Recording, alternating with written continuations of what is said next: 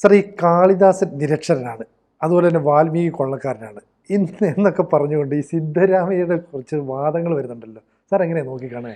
അത് ഒന്ന് സിദ്ധരാമയ്യ ഇനി ഇത്തരത്തിലുള്ള ഒരുപാട് വാദമുഖങ്ങളുമായിട്ട് രംഗത്ത് വരും എന്നാണ് എനിക്ക് തോന്നുന്നത്. കാരണം സിദ്ധരാമയ്യയുടെ കർണാടകയിലെ നിലനിൽപ്പ് വലിയ അപകടത്തിലേക്ക് നീങ്ങിക്കൊണ്ടിരിക്കുകയാണ്. അവിടെ നീങ്ങിക്കൊണ്ടിരിക്കുന്ന സമയത്താണ് ഇപ്പോൾ അദ്ദേഹം മിത്തുകളെയാണ് കൂട്ടുപിടിക്കുന്നത്. അപ്പോൾ നമ്മളൊരു മിത്തിനെ കൂട്ടുപിടിക്കുകയാണെങ്കിൽ ആ മിത്തിനെ മൊത്തത്തിലെടുക്കണം. അതിൽ നിന്ന് നമുക്ക് ആവശ്യമുള്ള ഭാഗം മാത്രം എടുക്കുക, ബാക്കിയൊക്കെ മാറ്റി വെക്കുക എന്ന് പറയുന്നത് ശരിയല്ല. നിങ്ങളൊരു മിത്ത് എടുക്കണമെങ്കിൽ ആ മിത്തിന് അങ്ങനെ തന്നെ എടുക്കണം. ഇപ്പോൾ കാളിദാസൻ്റെ മിത്തിൽ പറയുന്നൊരു കാര്യം, എന്തായാലും കാളിദാസൻ എന്ന് പറഞ്ഞൊരു എഴുത്തുകാരനുണ്ടല്ലോ, അതെ ഇല്ലേ? അത് കാളിദാസനല്ല എന്ന് പറഞ്ഞു കഴിഞ്ഞപ്പോഴേക്കും എന്നാൽ അത് വേറൊരു കാളിദാസനായിരിക്കുമെന്നേ പറയാൻ പറ്റും. ഇപ്പോൾ രഘുവംശം എഴുതിയത് കാളിദാസനല്ല എന്ന് പറഞ്ഞാൽ അതെ എന്നായിരിക്കില്ല, പക്ഷേ വേറൊരു കാളിദാസനായിരിക്കുമെന്നേ പറയാൻ പറ്റുള്ളൂ. ഈ കാളിദാസനല്ല വേറൊരു കാളിദാസനാണ് എഴുതിയേക്കണം. അത് ശരിക്കും പറഞ്ഞാൽ അത് അയ്യപ്പ പണിക്കർ പറഞ്ഞൊരു കമൻ്റാണ്. ഏതോ ഒരു കൃതിയെക്കുറിച്ച് ഒരു പണ്ഡിതൻ എഴുന്നേറ്റ് നിന്നുകൊണ്ട് പറഞ്ഞ് ഇത് ഷേക്സ്പിയറുടേതല്ല എന്നൊരു വാദം ഉണ്ടല്ലോ എന്ന് പറഞ്ഞു. അപ്പോൾ അയ്യപ്പ പണിക്കർ സാറ് വളരെ ഒരു കൂളായിട്ട് പറഞ്ഞു, അത് വേറൊരു ഷേക്സ്പിയർ എഴുതിയതാണ്, ഈ ഷേക്സ്പിയർ അല്ല, എന്തായാലും ഷേക്സ്പിയർ എഴുതിയതാണ്. അപ്പോൾ ആ രീതിയിൽ കാളിദാസൻ നിരക്ഷരനായിരുന്നു. അങ്ങനെ ഉജ്ജയിനിയിലെ കാളിക്ഷേത്രത്തിലെത്തി.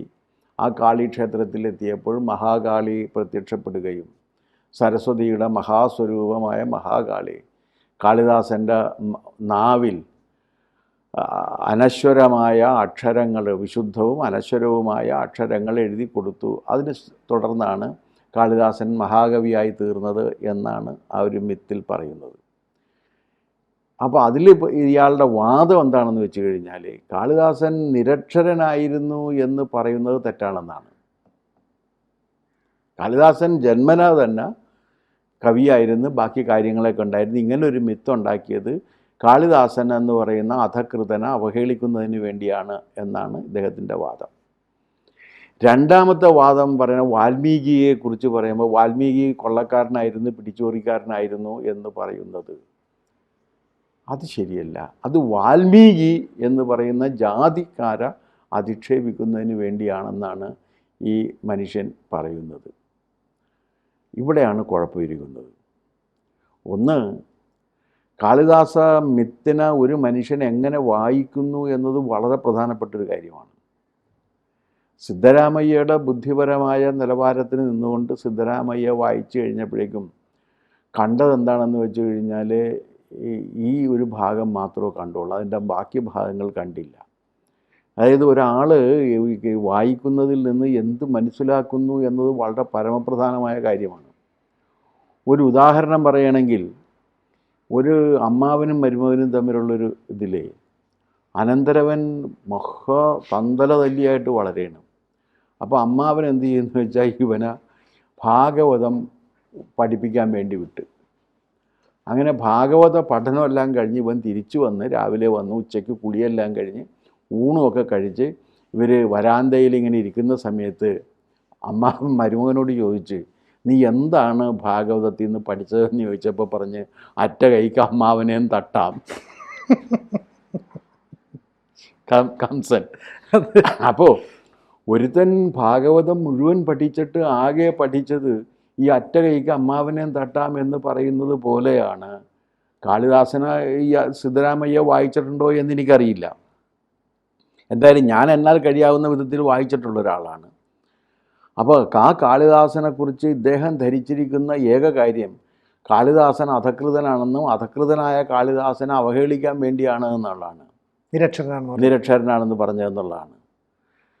കാളിദാസന് ഇനി ഈ മഹാകാളി ഈ അക്ഷരത്തിൻ്റെയും സാഹിത്യത്തിൻ്റെയും സൗന്ദര്യത്തിൻ്റെയും ധനത്തിൻ്റെയും എല്ലാം മഹാദേവതയായ മഹാകാളി ഒരു മനുഷ്യൻ്റെ നാവിൽ അനശ്വരമായ അക്ഷരങ്ങളും സംസ്കാരവും എഴുതി കൊടുത്തു എന്ന് പറഞ്ഞു കഴിഞ്ഞാൽ അത് മുഴുവൻ ആ കൃതികളിൽ കാണാൻ കഴിയുന്നുണ്ട്. അങ്ങനത്തെ ഒരു കൃതി നമുക്ക് വേറെ ഒരാൾ എഴുതണം എന്നുണ്ടെങ്കിൽ ഇതുപോലൊരു സംഗതി ഉണ്ടെങ്കിലേ എഴുതാൻ പറ്റുള്ളൂ. അതെ, ആ കൃതിയിൽ നമുക്കത് കൃത്യമായിട്ട് കണ്ടെത്താൻ കഴിയും. അപ്പോൾ വാൽമീകി എങ്ങനെയാണ് ഇവിടെ കൊള്ളക്കാരനാകുന്നത്? വാൽമീകി കൊള്ളക്കാരനായിരുന്ന കൊള്ള തൊഴിലായിട്ട് സ്വീകരിച്ചിരുന്ന മനുഷ്യർ അന്നും ഉണ്ടായിരുന്നു, ഇന്നും ഉണ്ട്. ഇന്നിപ്പോൾ അവർ കുറേയും കൂടിയൊക്കെ മാന്യന്മാരായതിൻ്റെ പേരിൽ നമ്മൾ അവരെ പെട്ടെന്ന് തിരിച്ചറിയില്ല എന്ന് മാത്രമേ ഉള്ളൂ. കൊള്ളക്കാരെ കണ്ട. ആ, നിങ്ങൾ എല്ലാ സ്കാമും കൊള്ളയാണല്ലോ. അതെ, പക്ഷെ അതിനകത്തെല്ലാം ഉന്നതരല്ലേ? പക്ഷെ അവരെയൊക്കെ അവരെല്ലാം കോട്ടും സ്യൂട്ടും ഇട്ട് വലിയ വില കൂടിയ കാറിലും വലിയ വീടുകളിലും ഒക്കെ താമസിക്കുകയാണ്. പക്ഷേ തൊഴിൽ പഴയത് തന്നെയാണ്, കൊള്ളയാണ്. ജനങ്ങളെ കൊള്ളയടിക്കുകയാണ്. അഴിമതി നടത്തുന്ന ഉദ്യോഗസ്ഥന്മാരും മന്ത്രിമാരും കൊള്ളക്കാർ തന്നെയാണ്. പക്ഷെ അവർ പല തരത്തിലാണ് ഇങ്ങനെ പ്രത്യക്ഷപ്പെടുന്നത് എന്നുള്ളതാണ്. അപ്പോൾ അതുകൊണ്ട് കൊള്ള അന്ന് ഉണ്ടായിരുന്ന കൊള്ള ഇന്നും ഉണ്ട്. ആ കൊള്ളക്കാരിങ്ങനെ മാറിക്കൊണ്ട്. പക്ഷേ അന്ന് കൊള്ളക്കാരെ എളുപ്പത്തിൽ തിരിച്ചറിയാൻ കഴിയുമായിരുന്നു. ഇപ്പോൾ കൊള്ളക്കാരെ തിരിച്ചറിയാൻ കഴിയുന്നില്ല. കൊള്ളക്കാരെ തിരിച്ചറിയാൻ കഴിയുന്നത് 1000 കോടി 2000 കോടിയൊക്കെ നഷ്ടപ്പെട്ട് കഴിയുമ്പോഴുള്ള വിലാപം കേൾക്കുമ്പോഴാണ് കൊള്ളക്കാരെ തിരിച്ചറിയുന്നത്. പകുതി വിലക്ക് കിട്ടും എന്ന് പറഞ്ഞാൽ ഉടനെ പോവുകയാണ്. ഇത് കിട്ടുമെന്നത് അന്വേഷിക്കണ്ടേ? അതെ, ആര് പറഞ്ഞാലും അത് നോക്കില്ല. അപ്പോൾ ഈ കൊള്ള ഇങ്ങനെ നടന്നുകൊണ്ടിരിക്കുന്നുണ്ട്. അന്നും കൊള്ളക്കാരുണ്ടായിരുന്നു. അതിൽപ്പെട്ടൊരു കൊള്ളക്കാരനായിരുന്നു സപ്തർഷികൾ. അദ്ദേഹം വഴിയിൽ പിടിച്ചു നിർത്തുകയും അങ്ങനെ പിടിച്ചു നിർത്തി കഴിഞ്ഞപ്പോൾ സപ്തർഷികൾ പറഞ്ഞ് ഞങ്ങളെല്ലാം തന്നേക്കാം, പക്ഷേ അതിന് നീ എന്തിനാണ് ചെയ്യണമെന്ന് ചോദിച്ചു. ഞാൻ എൻ്റെ കുടുംബത്തെ പുലർത്താൻ വേണ്ടിയിട്ടാണെന്ന് പറഞ്ഞു. അപ്പോൾ പറഞ്ഞു, നീ ചെയ്യുന്ന ഈ കർമ്മത്തിൻ്റെയൊക്കെ ഫലം നിൻ്റെ ഭാര്യയും മക്കളും കൂടി അനുഭവിക്കുമെന്ന് ചോദിച്ചിട്ട് വരാമ്പോൾ ഞങ്ങൾ ഇവിടെ തന്നെ ഇരിക്കാമെന്ന് പറഞ്ഞു. അപ്പോൾ അവരവിടെ ഇരുന്ന് ഇദ്ദേഹം പോയി ചോദിച്ചു കഴിഞ്ഞപ്പോഴാണ് ഭാര്യ പറഞ്ഞത്, താൻ നിരന്തരം ചെയ്യുന്ന കർമ്മങ്ങൾ താൻ അനുഭവിച്ചിടുകന്നേ വരൂ. നിൻ്റെ കർമ്മത്തിൻ്റെ ഫലം നീയാണ് അനുഭവിക്കേണ്ടത്, ഞങ്ങളല്ല എന്ന് പറയുകയാണ്. ഭാര്യയും മക്കളും പോലും അനുഭവിക്കേണ്ട കാര്യമില്ല, നീ തന്നെ അനുഭവിക്കേണ്ടി വരും. അവിടെ നിന്ന് ആണ് ഇയാൾ വരികയും ഇയാൾ പിന്നീട് ഇത് അരുതേ കാട്ടാള എന്ന് പറയുന്ന ഒരു ശ്ലോകം എഴുതിക്കൊണ്ട് ലോകത്തെ ഹിംസയിൽ നിന്ന് വിമോചിപ്പിക്കുന്നതിനുള്ളൊരു മഹാകാവ്യം എഴുതി. അത് നമ്മൾ ഇതിഹാസം രാമായണം എന്നാണ് പറയണം. ആർക്ക് ഇഷ്ടപ്പെട്ടാലും ഇല്ലെങ്കിലും രാമായണം ഒരു വലിയ കാവ്യമാണെന്നുള്ള കാര്യത്തിൽ എനിക്കൊരു തർക്കവും അക്കാര്യത്തിൽ എനിക്ക് ഒരു തർക്കവും ലോകത്ത് ഇത്രയേറെ മനുഷ്യരെ പ്രചോദിപ്പിച്ചിട്ടുള്ളത്, ഇത്രയേറെ കലാകാരന്മാരെ പ്രചോദിപ്പിച്ചിട്ടുള്ളത്. നമ്മുടെ സംഗീതം രാമനെല്ലാം കൃഷ്ണനും മാറ്റിവെച്ച് കഴിഞ്ഞാൽ പിന്നെ എന്ത് സംഗീതമുണ്ട്, എന്ത് നൃത്തമുണ്ട്, എന്ത് സാഹിത്യമുണ്ട്, എന്താണുള്ളത്? നിങ്ങളൊരു കാര്യം പറയൂ. കാരണം ഈ ഇതിഹാസ പുരുഷന്മാരുടെ ജീവിതത്തെ അവലംബിച്ചുകൊണ്ട് മഹാസാഹിത്യങ്ങൾ പിന്നീട് വന്നു, ഇവരുടെ തന്നെ ജീവിതത്തെ പറഞ്ഞുകൊണ്ട്. സംഗീതം മുഴുവൻ ഇപ്പോൾ പിപരേ രാമരസം എന്നല്ലേ പറയണ, കൃഷ്ണ നീ വേഗേന വായോ എന്നല്ലേ പറയണ.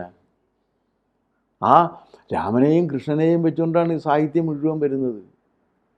അത് ഹിന്ദുസ്ഥാനി ആയാലും കർണാടകമായാലും മറ്റെന്തായാലും നമ്മുടെ സംഗീതം വരുന്നത്, സാഹിത്യം വരുന്നത്, അതൊക്കെ ഇത് വെച്ചുകൊണ്ടല്ലേ വരുന്നത്. അപ്പോൾ ഇത്രയേറെ വലിയ കലാകാരന്മാരെയും സൗന്ദര്യ ആവിഷ്കർത്താക്കളെയും പ്രചോദിപ്പിച്ചുകൊണ്ട് നിൽക്കുന്ന കൃതികൾ, ആ കൃതികളാണ് കാളിദാസൻ്റെയും വാൽമീകിയുടെയും. ഒരു കൃതി എന്ന് പറഞ്ഞു കഴിഞ്ഞാൽ അത് എഴുതിയവൻ്റെ സംസ്കാരം കൂടിയാണ് അതിനകത്ത് തെളിയുന്നത്. എഴുതിയവനാണ് ഇത് സാക്ഷ്യപ്പെടുത്തുന്നത്. ആ വാൽമീകി ഈ കൃതി എഴുതി എന്ന് പറഞ്ഞാൽ വാൽമീകി ഇത് എഴുതുന്ന അരുതേ കാട്ടാള എന്ന് വാൽമീകി പറഞ്ഞിട്ടുള്ള ആരോടൊക്കെയാണ്?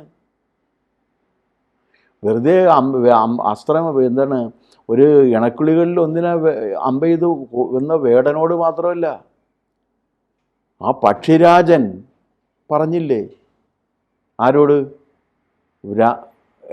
ഇത് ഒരു സ്ത്രീയെ ബലാത്കാരമായി അവളുടെ ഇംഗിതത്തിന് വിരുദ്ധമായി പിടിച്ചുകൊണ്ട് പോകുന്ന സമയത്ത് തൻ്റെ പക്ഷങ്ങൾ കൊണ്ട് രാവണൻ്റെ എല്ലാ അഹന്തയുടെ രഥചക്രങ്ങളെ മുഴുവൻ തച്ചുടച്ച ഒരു പക്ഷിയില്ലേ, ജടായു, ഒരു പക്ഷിയില്ലേ, ഉണ്ട്. അരുതേ കാട്ടാള എന്നാണ് പറയുന്നത്. പക്ഷെ അതിന് നഷ്ടം സംഭവിച്ചില്ലേ അത് ചെയ്തതുകൊണ്ട്? ചിറകരിഞ്ഞു പോയി. അതെ, ആ നഷ്ടം തനിക്ക് ആ നഷ്ടം വന്നാലും ഈ അധർമ്മത്തെ താൻ എതിർക്കുമെന്നൊരു മഹാസന്ദേശം കൊടുക്കുകയാണ്. അതാണ് അരുതേ കാട്ടാള എന്ന് പറയുന്നത്. അവസാനം അരുതേ കാട്ടാള എന്ന് പറയുന്ന ആരോടാണ്? സാക്ഷാൽ ശ്രീരാമനോടാണ്, സീതയ്ക്ക് വേണ്ടി. കാരണം അനാഥയാക്കപ്പെട്ട, ഭർത്താവ് സ്വഭാവദൂഷ്യം സംശയിച്ച് ഉപേക്ഷിക്കപ്പെട്ട ഒരു സ്ത്രീക്ക് വേണ്ടി ആ കൊട്ടാരത്തിൽ പോയി ചക്രവർത്തിമാരുടെ ചക്രവർത്തിയായിട്ടിരിക്കുന്ന ശ്രീരാമചന്ദ്രൻ്റെ മുഖത്ത് നോക്കിക്കൊണ്ട് ഈ മനുഷ്യൻ, ഈ വാൽമീകി പറഞ്ഞത് എന്താണെന്നറിയാം? ഒന്നുമില്ലാത്തവൻ. രാമായണ കാവ്യം പാടുമ്പോൾ പണം വാങ്ങിക്കരുത് എന്ന് പറഞ്ഞുകൊണ്ടാണ് വിടുന്നത്. ഒന്നുമില്ലാത്ത ഇവൻ പറഞ്ഞത് എന്താണ്? അതാണ് ശ്രദ്ധിക്കേണ്ട കാര്യം. 1000 ആണ്ട് തപം ചെയ്ത് ഞാൻ നേടിയ ഈ മഹാസിദ്ധികൾ ഒന്നുമേ എനിക്ക് കിടക്കേണ്ട. സീത പങ്കിലയാണെങ്കിൽ ഒന്ന് ആലോചിച്ച് നോക്കൂ. അനാഥയാക്കപ്പെട്ട ഒരു സ്ത്രീക്ക്, പരിത്യക്തയാക്കപ്പെട്ട ഒരു സ്ത്രീക്ക്, ഒന്നുമില്ലാത്ത ഒരു സ്ത്രീക്ക് വേണ്ടി താൻ 1000 ആണ്ട് കാലം തപം ചെയ്ത് നേടിയ മഹാസിദ്ധികൾ മുഴുവൻ മറുവിലയായി ഒരു രാജാവിൻ്റെ മുമ്പിൽ വെച്ച് കൊടുത്തുകൊണ്ട് പറയുമ്പോഴാണ് അരുതേ കാട്ടാള എന്നുള്ള കാര്യം പൂർണ്ണമാകുന്നത്. അപ്പോൾ അങ്ങനെ എഴുതിയ ഒരു കവിയാണ്. ആ വാൽമീകിയെ ഈ സിദ്ധരാമയ്യ എന്ന് പറയുന്ന മനുഷ്യൻ കണ്ടപ്പോൾ അയാൾ പിടിച്ചുപറിക്കാരനാണ് എന്ന് മാത്രം കണ്ടു കഴിഞ്ഞാൽ, നേരത്തെ പറഞ്ഞത് അറ്റ കൈക്ക് അമ്മാവനെയും കൊല്ലാം എന്ന് പറയുന്നത് എഴുത്തുകാരനെ പോലെ തന്നെ വായനക്കാരനും അവൻ്റെ സംസ്കാരമാണ് ഒരു കൃതിയിൽ കണ്ടെത്തുന്നത് എന്നുള്ളതിൻ്റെ ഉദാഹരണമാണ്. കാളിദാസൻ്റെ രഘുവംശം ലോക സാഹിത്യത്തിൽ തന്നെ ഏറ്റവും മഹത്തായ കൃതികളിലൊന്നാണ്. അധികാരത്തെയാണ് അതിനകത്ത് പ്രമേയം. ദിലീപനിൽ തുടങ്ങി അഗ്നിവർണ്ണനിൽ അവസാനിക്കുന്ന രാജപരമ്പരയെക്കുറിച്ചാണ്. ദിലീപൻ എന്ന് പറയുന്ന മഹാധാർമ്മികനായ ആദർശ ചക്രവർത്തിയിൽ തുടങ്ങി ആ പരമ്പര വന്ന് നിൽക്കുന്ന ആഭാസനായ അഗ്നിവർണ്ണനിലാണ്. മദ്യവും മദിരാക്ഷികളുമായി ഇരുന്നുകൊണ്ട് ഡ്രഗ് അഡിക്റ്റായി തീർന്ന ഒരു ചക്രവർത്തി, ജനങ്ങൾ ചക്രവർത്തിയെ കണ്ടിട്ടില്ല എന്ന് നോക്കിയപ്പോൾ മുഖം കാണിക്കാൻ നിവൃത്തില്ല, എന്നിട്ട് കാല് കാണിച്ചു കൊടുക്കുന്ന ഒരു രംഗമുണ്ട്.